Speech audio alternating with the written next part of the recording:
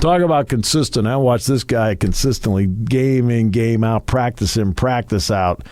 I don't care if it's practice or a game. He was always terrific when I watched him.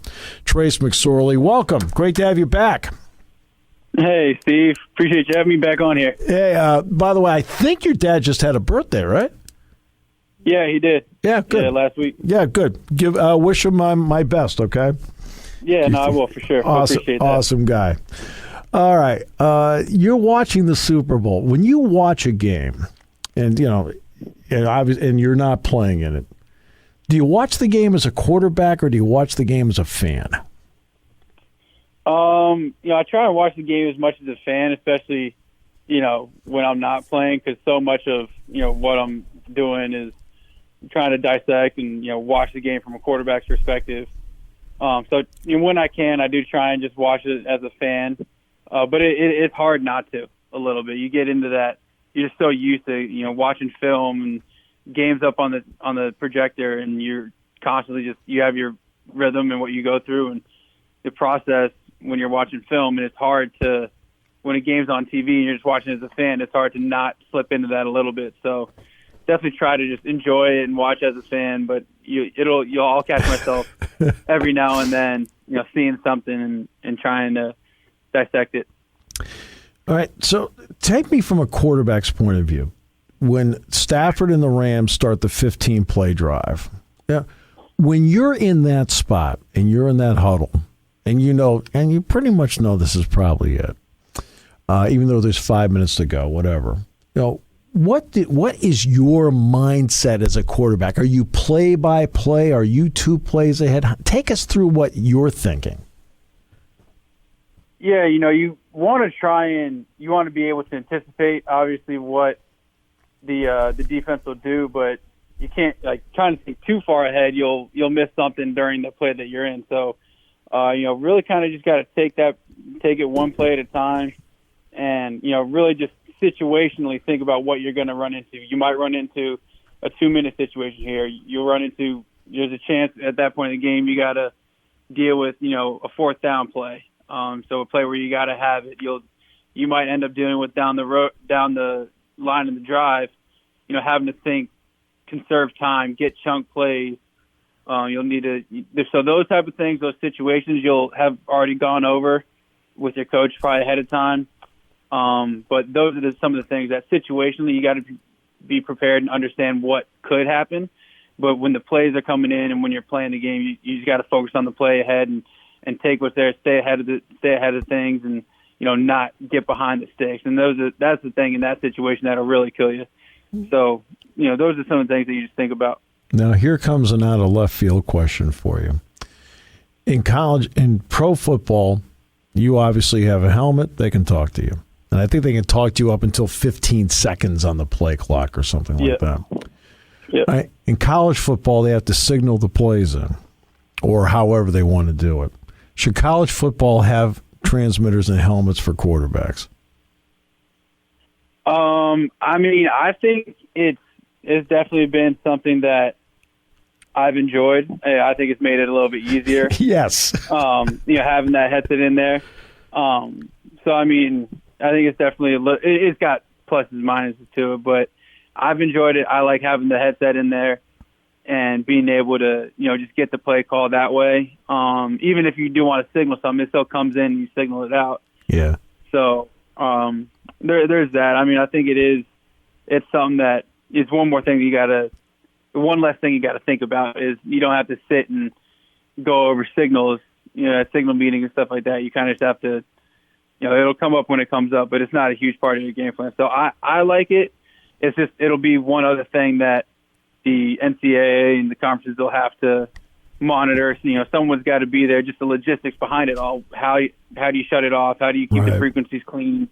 That type of stuff that's probably where they won't get into it. But from my perspective, I actually enjoy having the headset and the helmet. Right. The last time we had you on, I asked you about Lamar Jackson because and you spoke glowingly about being around him, what you learned from him, plus what he learned from you too. Believe me, because they learned stuff from you too. Now you're in a room with Kyler Murray and Colt McCoy. Kyler being young, McCoy being a veteran along the way. Along the way, what have you now picked up being in that room that adds to your knowledge of the game? Yeah, I mean, so just starting with Kyler, I think he's a guy that he's been so successful, and through his process and at every level he's been at, high school, college, wherever he played at, whatever sport he was playing, he was always successful.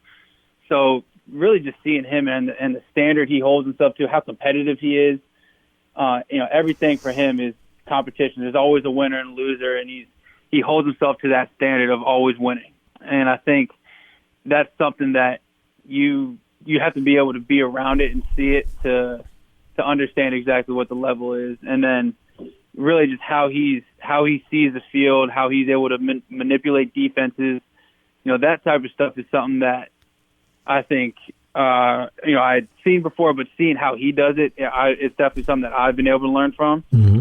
And then, a guy like Colt, who's every situation that could possibly come up in a game, he's experienced. As successful he was in college, as his career in the NFL, as long as he's been in the league, he's been in so many different systems and been around so many different guys. He's one of those guys that guys kind of just flock towards him. Mm-hmm. And how he carries himself, how he is in the locker room. He relates to everybody. He can have conversations with everybody, and then seeing him go out in the field and just operate, and he operates like you would expect a veteran to operate it. He's in command the entire time, and those type of things, and how he breaks down film, what he looks at when he looks at the game plan, how he makes his list, right? Third down favorite plays, red zone favorite plays, how he wants to start the game. Really just kind of getting into his process pregame and, preparation process is something that I think is super helpful to be around a guy like that.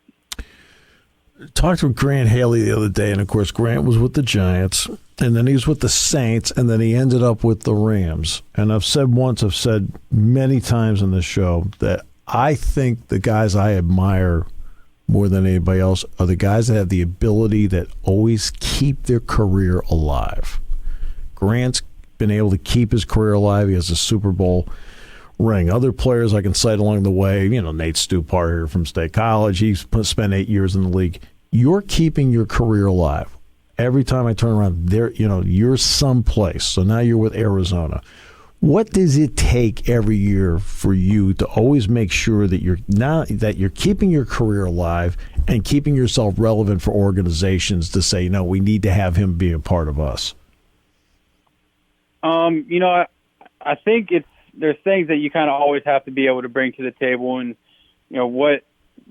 always being an asset to wherever you're at, to the team, to the position room that you're in. I think those things are always imperative, but it's a lot of it is being able to show your skill set wherever you can. So if that's in practice, being able to get out there in preseason and show skill set some way, somehow, and kind of having that willingness to get out there and do things a little bit differently than you see a lot, like the path of a lot of other people taking. And really just a lot of it is being able to keep moving forward and kind of stay positive and deal with that adversity, because it's definitely gets stressful when every day you're fighting for your life in the NFL, and you're fighting for your job, and you get into that point in camp where everyone gets a little bit tense because jobs are going to be lost, and dreams, careers ended, and everyone gets a little bit tense during that time. So it's being able to handle that stress and the realization of everything that it is, and that every single day could be your last day, and nothing's ever guaranteed unless you're one of the 22 starters. Right. It's one of those things that you just have being able to keep fighting and keep doing your job and being able to perform in a situation like that. And I think those are things like Grant does really well, and you never know when opportunity comes, but when that opportunity does come for him, he takes advantage of it, and he makes the most out of every single one. Yeah, no, it's remarkable the way some guys have been able to do that, and I have great admiration for that, because you're right, the stress level is so high where you feel like you're always the guy that's on the edge.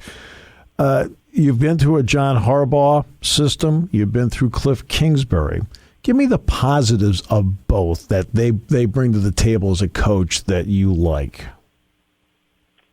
Yeah, I mean, so with Cliff, I think how he sees the field offensively, how he wants to attack, especially in our passing game. I think it's something that he wants to play with that tempo. Kind of goes back to a little bit of what I was used to in college, being able to just get the ball in the playmaker's hands and get explosive plays down the field, how he sees the field, how he tries to attack coverages, and really just kind of that mentality that he was a quarterback, so he's got that gunslinger mentality to go out and play, and he's uber competitive, and you can, how he calls the game and how he is in meetings, you can tell he's always got that juice and that excitement to him. And that's something that in the short period of time that I was with him, it was one of those things that I really picked up on almost instantly.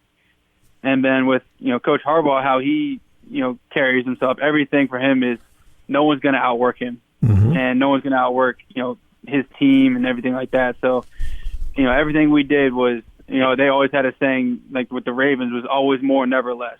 And that was something that I think held true to what, he kind of preached day in and day out, and just the details in his preparation, and no one was going to out-prepare him, and no one was going to, the players weren't going to be out-prepared by the other team, and no one was going to work hard in the weight room, out on the practice field, and those kind of things. So I think that's why they've been able to be so consistent over the years, and year in, year out, they're a playoff team. Sometimes things fall one way or the other, but I think that's a big reason why that year in and year out, their approach, their preparation, their game plan for their season is so consistent, and I think that's been huge for him, and definitely something that I took from him, and being able to learn from that over a couple of years and kind of keep that as part of my process. And I can tell everybody in no uncertain terms, nobody outworks Trace McSorley. So, all right, I can tell everybody that firsthand knowledge. Trace, thank you so much for the time. Really appreciate the time you gave us today. Yeah, no problem. Always appreciate